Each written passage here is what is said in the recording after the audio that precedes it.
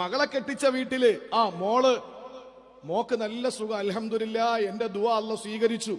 എന്റെ മോള് പോയ വീട്ടില് അവള് 10 മണിക്കാണ് എഴുന്നേക്കുന്നത്. എല്ലാം അവളെ ഭർത്താവിന്റെ ഉമ്മ ചെയ്യും, നാത്തൂൻ ചെയ്യും. എന്റെ മോക്ക് സുഖം, നല്ല ജീവിതം. എന്റെ കുട്ടി രക്ഷപ്പെട്ടു. ആരാ പറയുന്നത്? ഈ ഉമ്മാക്കൊരു മോനും കൂടെ ഉണ്ടായിരുന്നു. ആ മകൻ കല്യാണം കഴിച്ച് വേറൊരു പെൺകുട്ടി വീട്ടിൽ വന്നാലോ ഈ ഉമ്മ എന്തായിരിക്കും പറയാ? നേരം വെളുത്താൻ ഞാൻ എല്ലാം ചെയ്യണം. എന്തൊരു പെണ്ണാണിത്!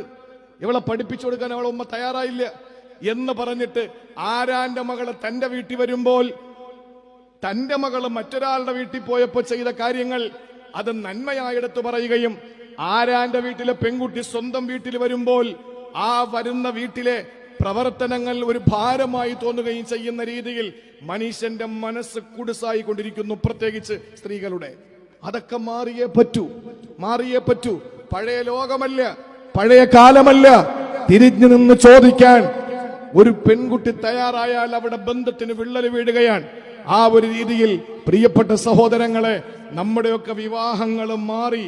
ആ ഒരു രീതിയിൽ നമ്മുടെ കല്യാണങ്ങളെ കൊണ്ടെത്തിച്ചു. നമ്മൾ സമ്പത്ത് എന്ത് ചെയ്യണമെന്നറിയാത്ത ചില ആളുകൾ പലതും കാണിച്ചു വെച്ചിട്ടുണ്ട്. അതൊക്കെ നമുക്ക് വലിയ ഭാരമായി മാറിക്കൊണ്ടിരിക്കുകയാണ്.